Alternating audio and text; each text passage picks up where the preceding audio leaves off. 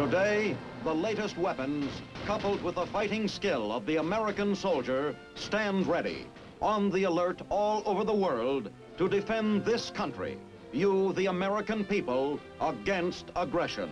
This is The Big Picture, an official television report to the nation from the United States Army.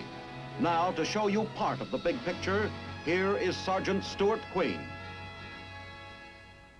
The film you are about to see was produced as a troop information film, specially prepared to alert the American soldier against a hidden enemy, an enemy that can destroy morale, rob the soldier of the will to fight, and even trick him into surrendering. Enemy propaganda. Although this study of communist deception was made for a military audience, we think that you, the American public, will also find it pertinent and enlightening. In the words of an American hero, Patrick Henry, the gentlemen cry peace, peace, but there is no peace. And today America cries peace, peace. To further the blessings of peace, to ensure peace, America today sends to every nation in her imperialist orbit the implements of peace, ammunition, rifles, bayonets, hand grenades, machine guns, bombing planes, fighter planes, and now even atomic cannon. The gentlemen from America may call that peace, but I have another word for it. I call it war. I call it America's master plan to enslave the world.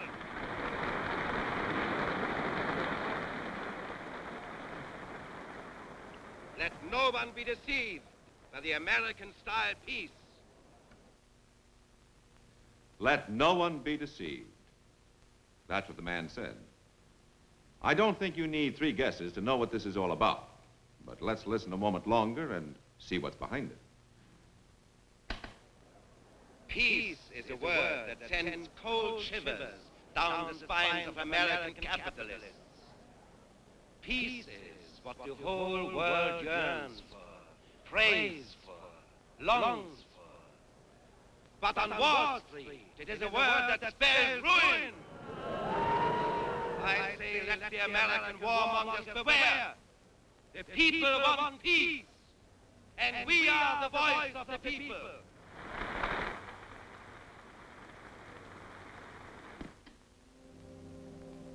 That was the voice of the Kremlin, or rather, one of its voices. There are lots of them around the world, speaking in every language.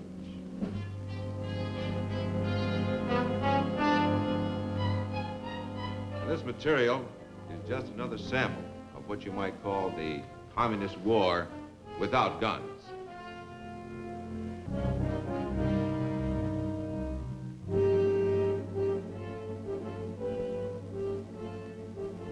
And this is some of their ammunition.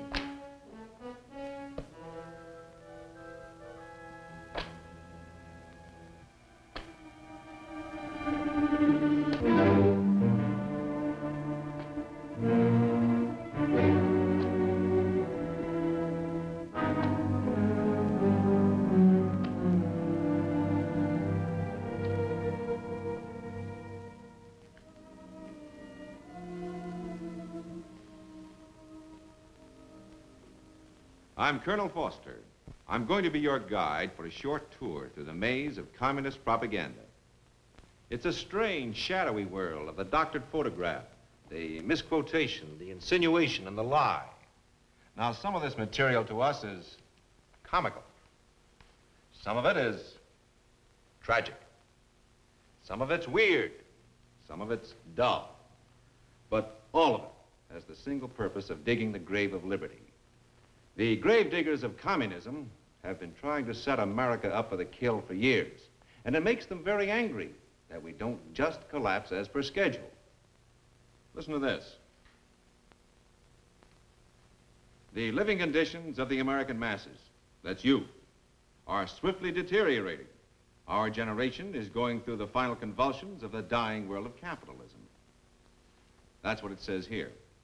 And if you don't believe that pamphlet, try this one.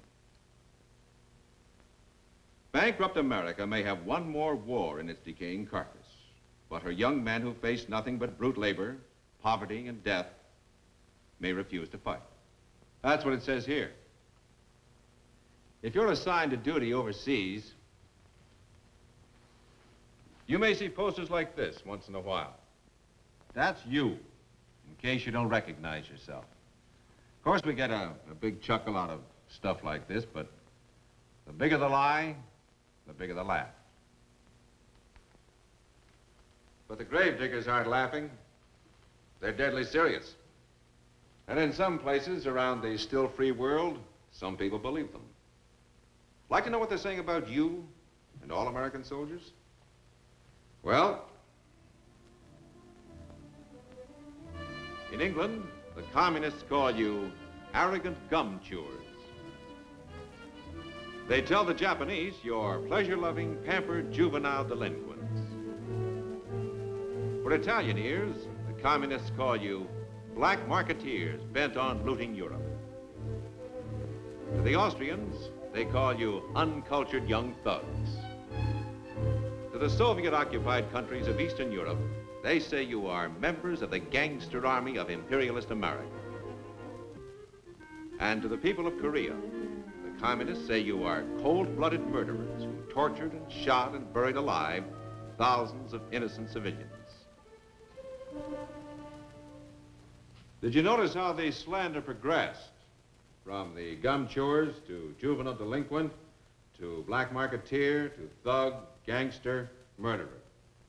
From you should be laughed at to you should be shot in just a few easy steps. How's your sense of humor now? I imagine that all of us gum-chewing, pampered gangster murderers know why we're being slandered. It's because America is the major obstacle that stands between the gravedigger and his intended victim. Here is target number 1 for the Reds. And who's in the bullseye? You are. Being in the bullseye, it's important to know something about the enemy's weapons and how to spoil their aim. That aim is nothing less than world conquest, and subversion by every possible means is the chief method used. The key word is conflict. Outside of the red countries themselves, conflict must be promoted everywhere. Every dissatisfaction must grow into a resentment.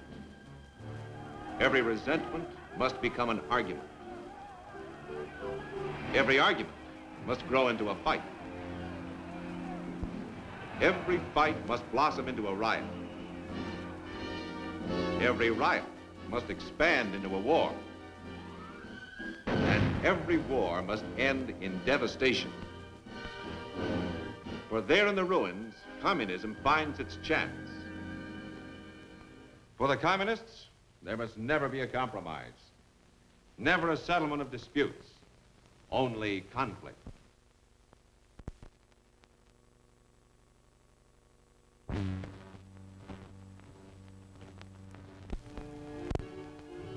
To Americans, none of it makes much sense. But wherever there is poverty, unemployment, disillusionment, there is also despair. And where there is despair, people may listen to anyone, to any plan that promises a change.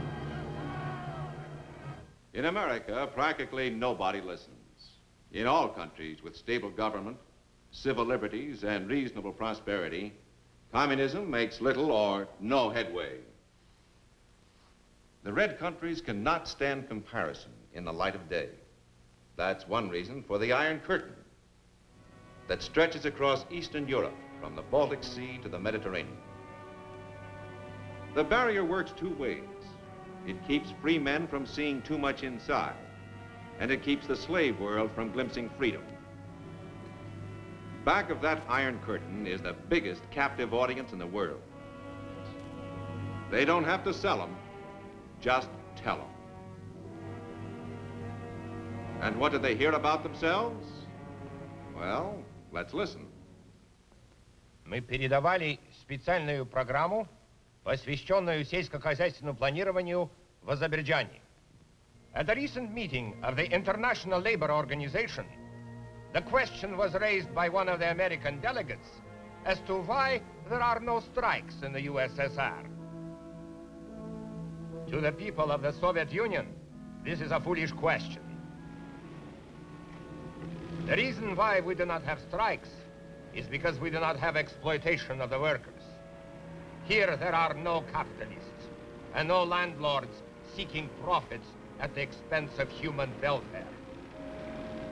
As all of us know, in the Soviet Union, authority belongs to the working people.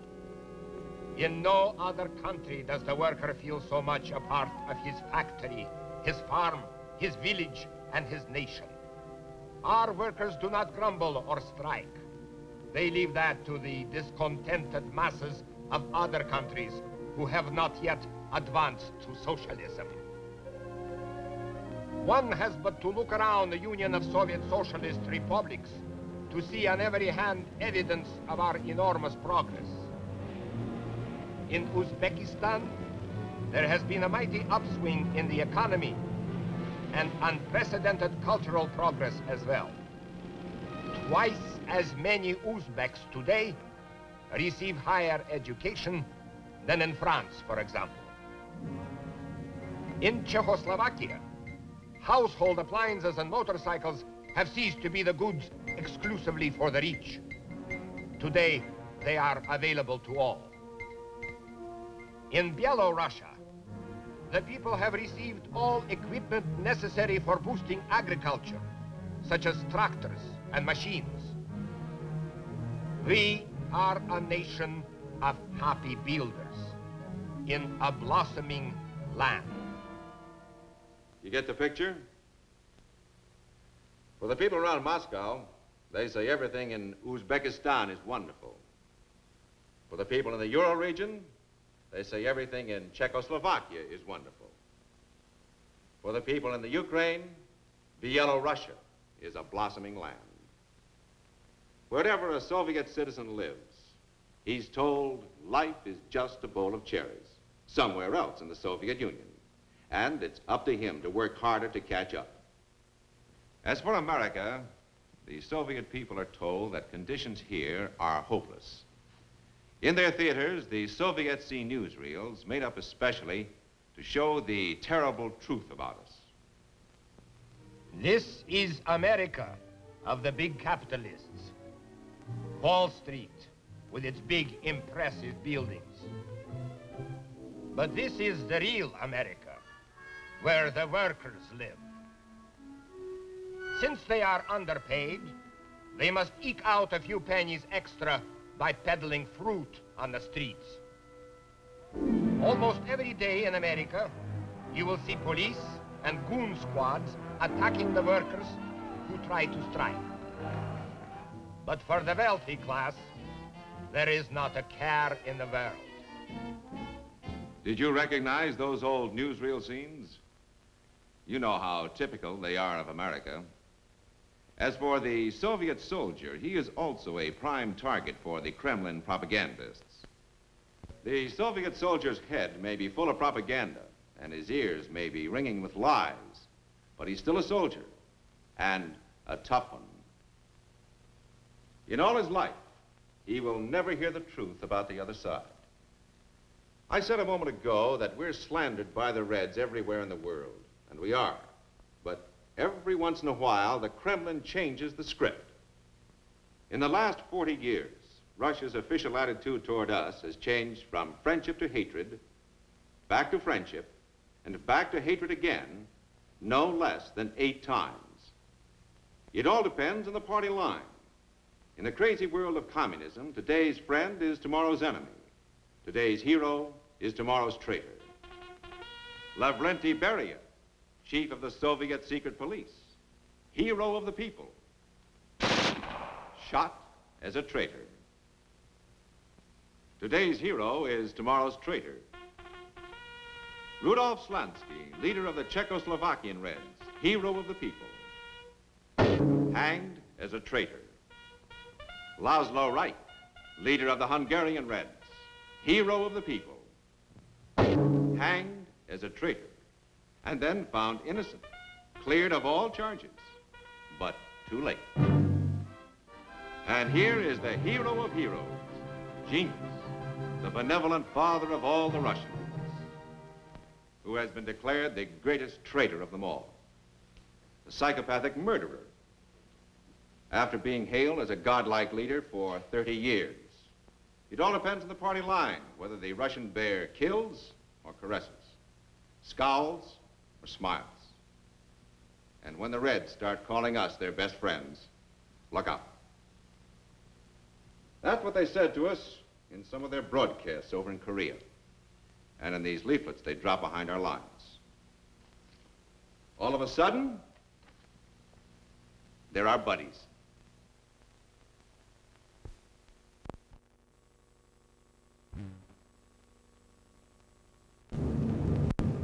Dear conscientious friends, American officers, sergeants, and soldiers, the great desire of the Korean and Chinese People's Army is for justice and national independence. Are you really fighting for freedom? Do you not realize by now that you have been sent by the Wall Street merchants to crush Korea's attempt to gain independence? You cannot beat 500 million Chinese and Koreans. Our brave and heroic soldiers will never surrender. Don't let your capitalist leaders deceive you. Don't fight their aggressive war. Let all foreign troops withdraw from Korea. Go home and live in peace. Well, every GI in Korea wanted nothing more than to go home and live in peace. If only the communists would do the same thing. But they didn't, of course, until we fought them to a standstill. Now let me introduce you to another communist. This is going to be hard to take, so brace yourselves. Hi, fellas. How are you today? Not so good, huh? Well, you know what General Sherman said about war. Oh, well, it'll only last 7 or 8 years, fellas. Of course, it could be less than that if your leaders would only listen to reason. But let's not talk about it.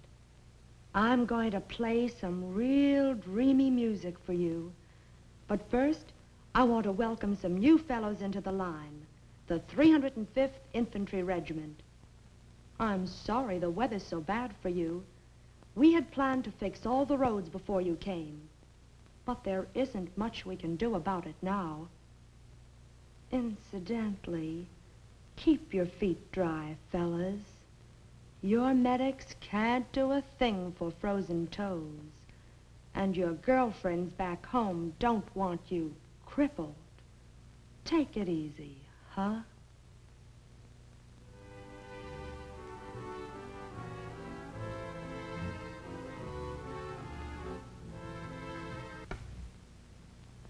That's the way Soul City Sue entertained us in Korea.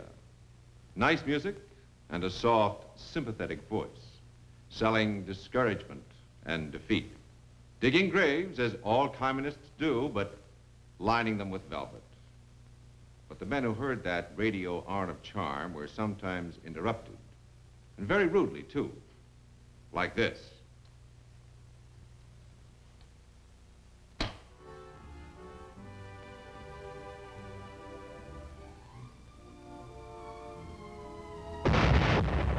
Yankee, you die!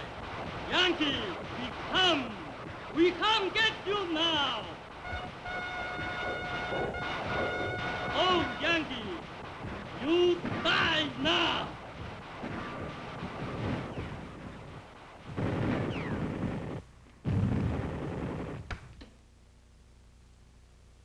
That's the way it went in Korea sometimes. First, the gentle voice, then the loudspeaker.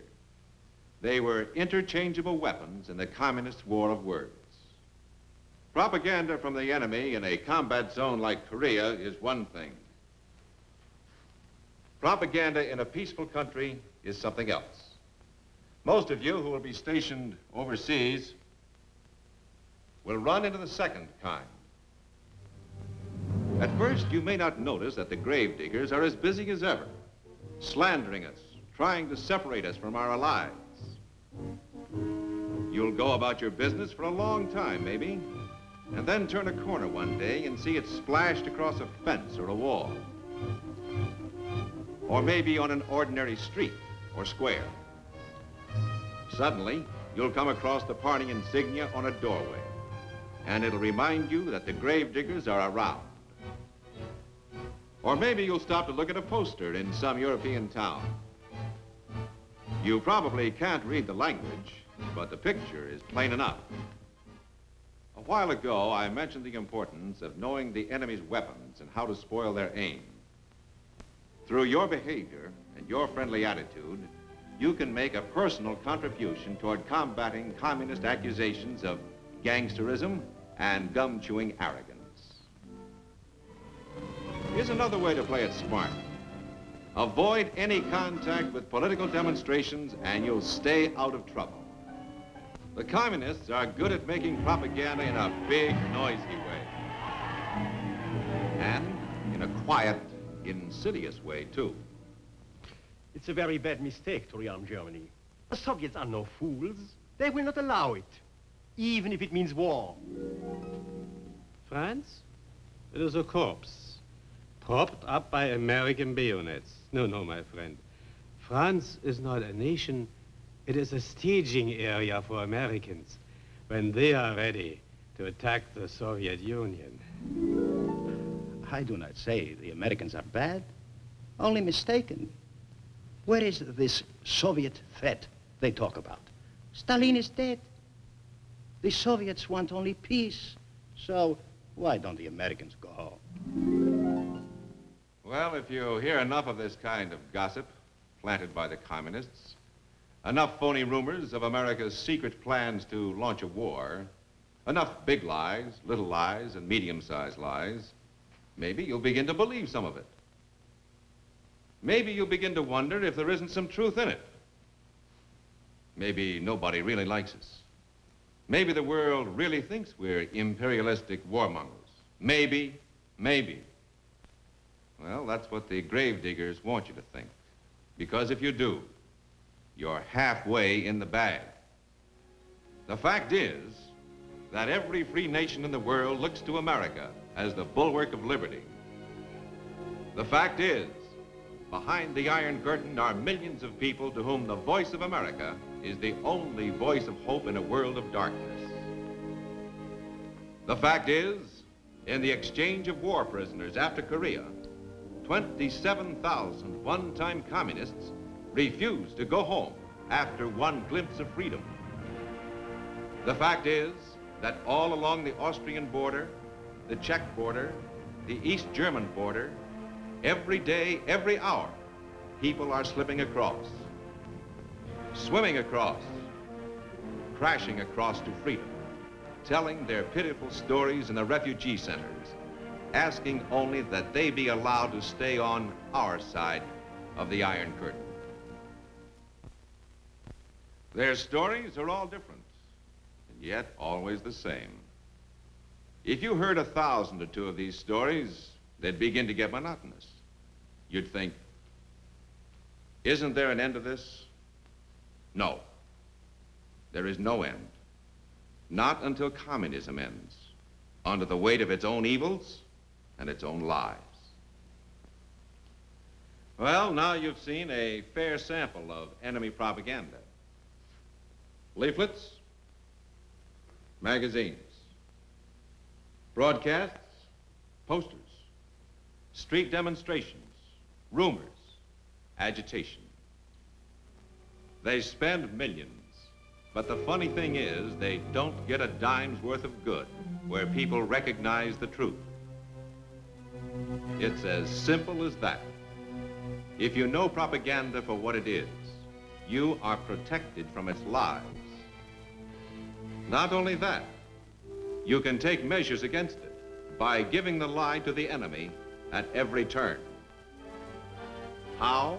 By realizing a simple fact, that in foreign eyes, you and your uniform are the image of America, and by conducting yourself accordingly. You're in the bullseye of the communists' target number one. And yet, our cause and our country can never be defeated unless we ourselves fail to uphold it. And that can never be as long as we act like Americans. And remember these words: I will never forget that I am an American fighting man, responsible for my actions and dedicated to the principles which made my country free. I will trust in my God and in the United States of America.